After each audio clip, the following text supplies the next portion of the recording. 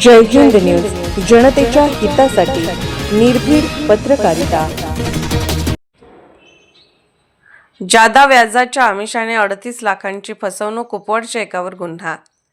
12 महिलांना गंडा। तासगाव गारमेंट व लहान उद्योग उभारणी करण्यासाठी मदत करतो, जादा व्याज मिळवून देतो असे आमिष दाखवून तासगाव परिसरातील 12 महिलांची 38,54,000ची फसवणूक केल्याप्रकरणी कुपवाड येथील एकावर तासगाव पोलिसात गुन्हा दाखल झाला आहे।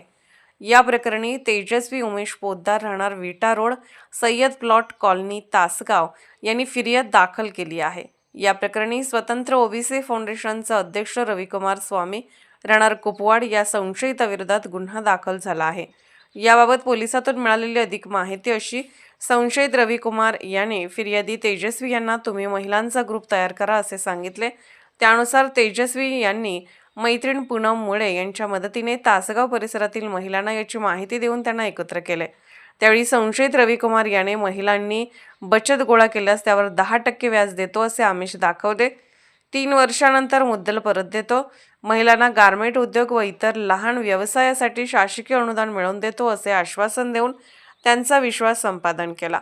उद्योग उभारणीसाठी व कागदपत्रे तयार करण्यासाठी त्याने महिलांकडून सन 21 ते 24 अखेर 53,63,204 रुपये फी अन्य कारणे सांगून जमा केली। मात्र गेल्या वर्षभरात उद्योग उभारणी किंवा व्याज परतावा दिला नाही।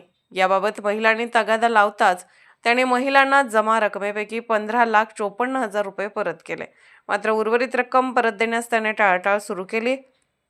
आपली फसवणूक झाल्याचे लक्षात येताच रविकुमार स्वामी यांच्या विरोधात गुन्हा दाखल करण्यात आला आहे। अधिक तपास पोलीस करत आहेत।